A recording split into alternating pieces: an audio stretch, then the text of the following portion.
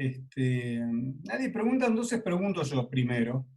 No, ahí estamos. Florencia, San Filipo. Adelante, Florencia. Hola, buenas noches a todos. Bueno, doctor Daniel, muy buena la presentación. Claro. Yo lo que le quería preguntar es, usted hizo una distinción entre lo que es un patrón más cortical y un patrón más subcortical en relación a la recuperación por la pista, ¿no es cierto? Sí. En el caso de la DFT, digamos, también se beneficia con la pista en la recuperación. Y ahí estamos en presencia también de una afección frontal, cortical me refiero, perdón. Sí, el tema con la DFT es que la DFT, la demencia frontotemporal, es que el paciente en realidad, en las partes iniciales, el paciente, supongamos que tiene una variante conductual de la demencia frontotemporal, empieza con fallas conductuales. Y después cuando desarrolla algún síndrome cognitivo, a veces aparece simultáneamente o a veces aparece un poco después de los síntomas conductuales, esa afectación frontal, el síndrome es disejecutivo.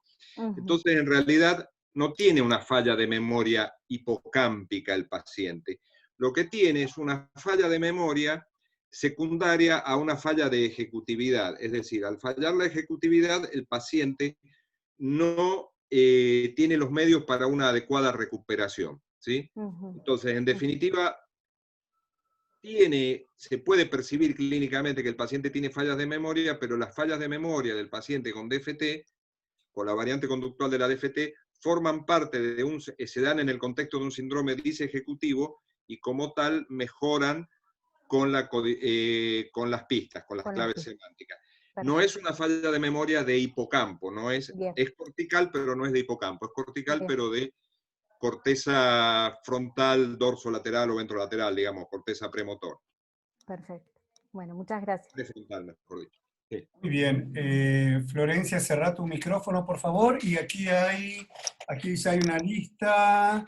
Bueno, el doctor José Miguel Villaprado Santana nos está saludando a todos. No sé si estás por ahí, José Miguel.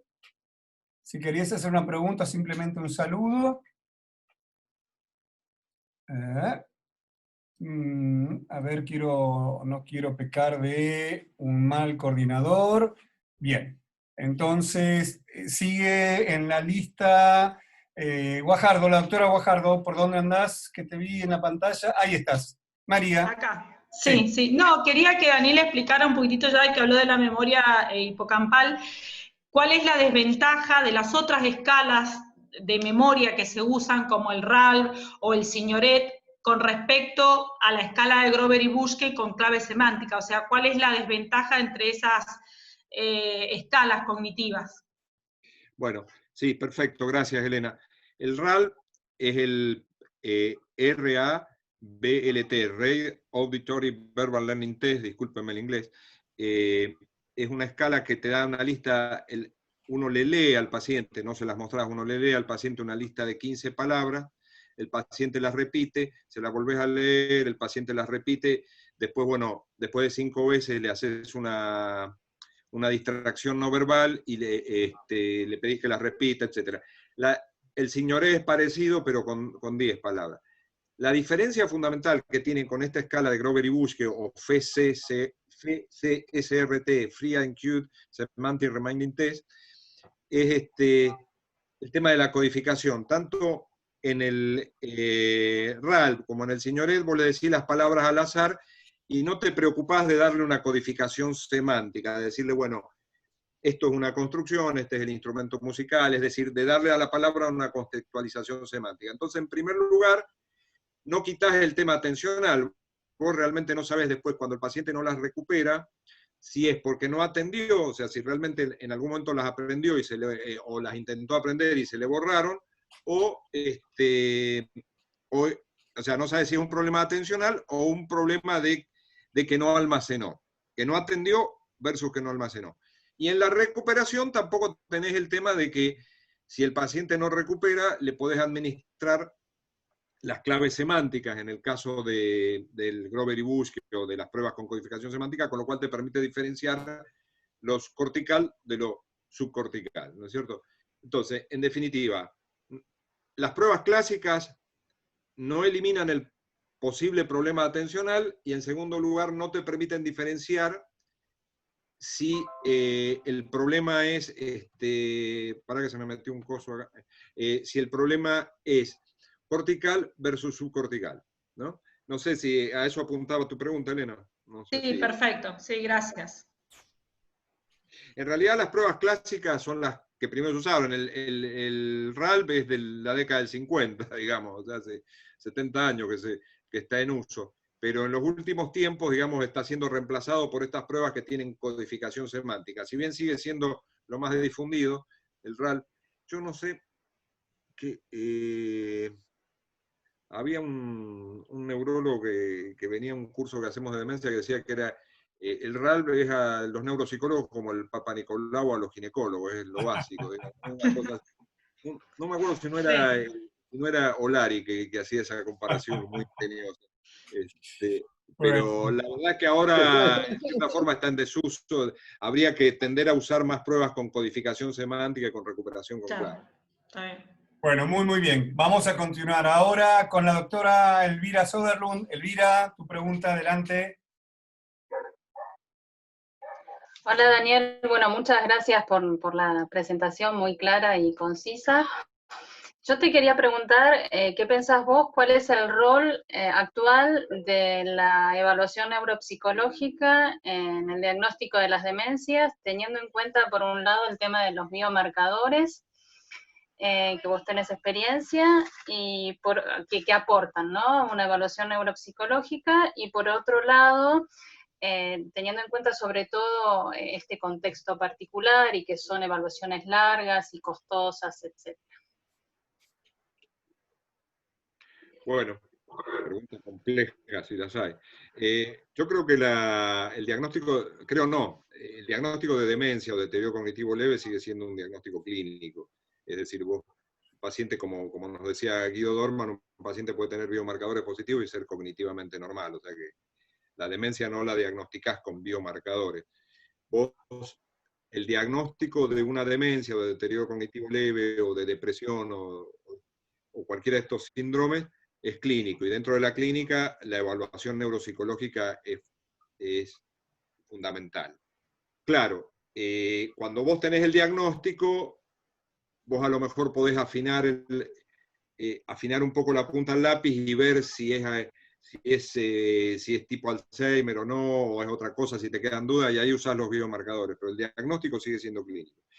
Lo que a mí no me cuadra es a veces en pacientes, viste, que tienen 12 de Mini-Mental, que llevan 12 años o 15 años de evolución de demencia, que se les pide una evaluación neuropsicológica y se les haga hacer 1 hora y media de pruebas, digamos, se le pretenda, porque esos pacientes no aguantan 1 hora y media de pruebas. A mí me parece que las evaluaciones neuropsicológicas tienen su rol, digamos, en pacientes tempranos, en pacientes leves, en pacientes que uno tiene dudas. Cuando el paciente ya tiene afectadas las actividades básicas de la vida diaria, ¿cuál es el sentido de hacer una evaluación neuropsicológica completa? Digamos? Ahí me parece que pierde el sentido. Pero cuando vos estás en etapa diagnóstica en un paciente temprano, el diagnóstico es clínico y la evaluación neuropsicológica sigue teniendo un rol muy importante. Para quienes no tienen a mano, hay un problema con eso, que no todo el mundo tiene a mano evaluación neuropsicológica.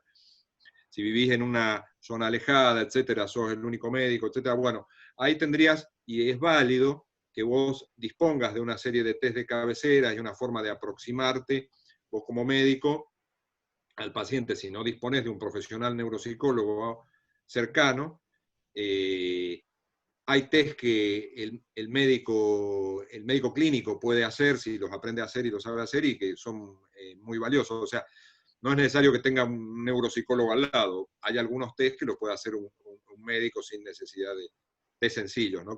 Pero que dan mucha información. Bien, ya está. Muy bien, muy bien. Continuamos con Cecilia Ortiz, por favor. Hola doctor, buenas noches. Como siempre, impecable la charla. Gracias.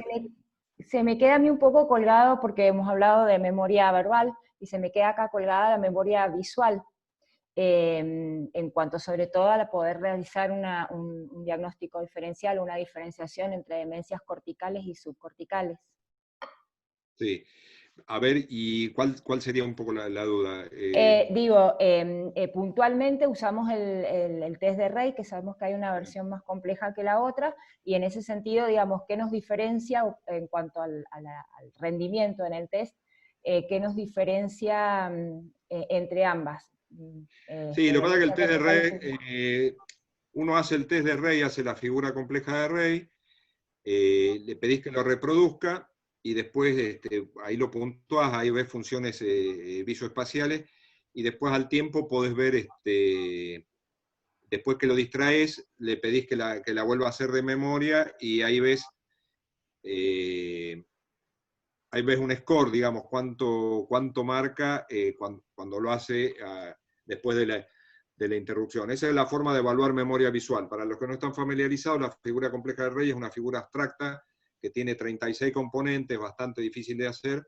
Entonces, vos se la presentás al paciente, el paciente la reproduce, copiándola, después lo distraes y le pedís que la reproduzca de memoria. Y en base a la calidad de la reproducción, con la primera, cuando el paciente la copia, ves funciones visoespaciales. Y después, en base a la calidad de la reproducción, también ves, ahí ves memoria. También ves ejecutividad, porque ves cómo se organiza el paciente para hacer la reproducción, etc.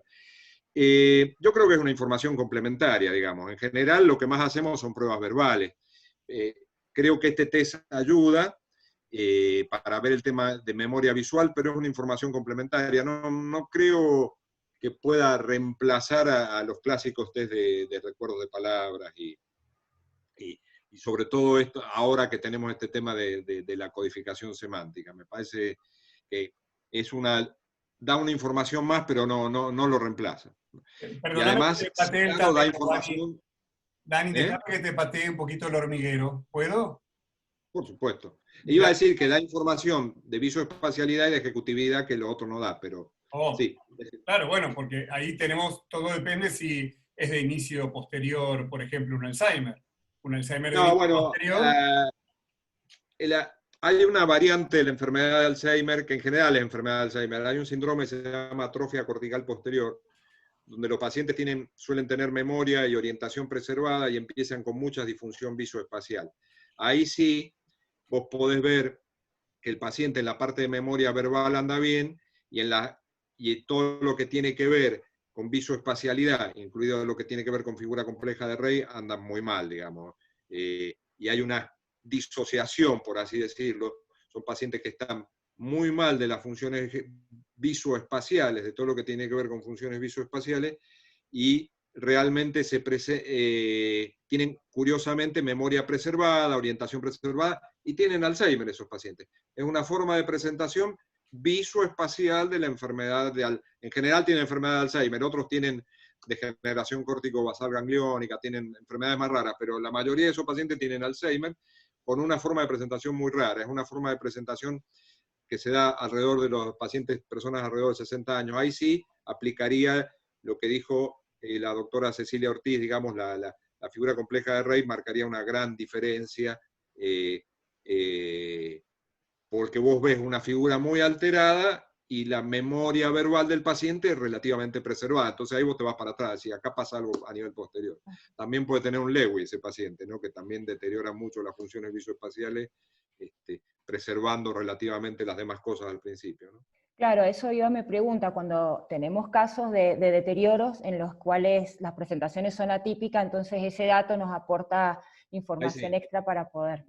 Sí, gracias Fernando, que me ayuda a contestar la pregunta, pero sí, ahí sí te aporta mucho. Gracias. Todo lo que es visoespacialidad. Lo ves en el Minimental, son pacientes que se acuerdan todo en el Minimental y no pueden dibujar los pentágonos.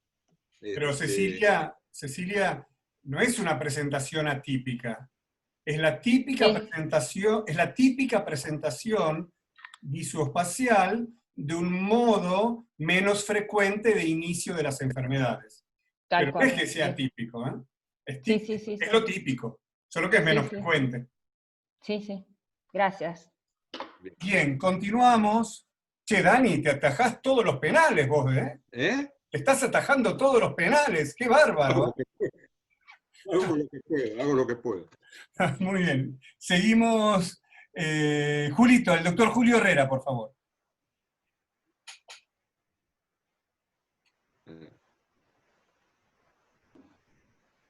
Julio. Ahí está.